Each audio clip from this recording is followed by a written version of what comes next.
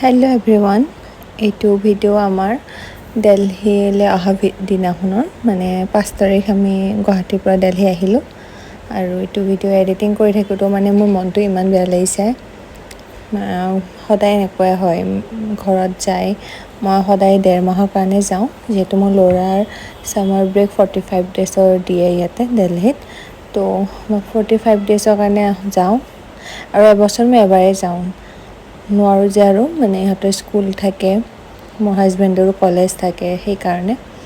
তাৰপিছত অহা সময়ত মানে মনটো বিৰাট বেয়া লাগে আৰু মানে এইটো মই এক্সপ্লেইন কৰিব নোৱাৰোঁ মানে। আৰু এটলিষ্ট এসপ্তাহ 10 দিন লাগেও মোক দিল্লীত এডজাষ্ট হ'বৰ কাৰণে।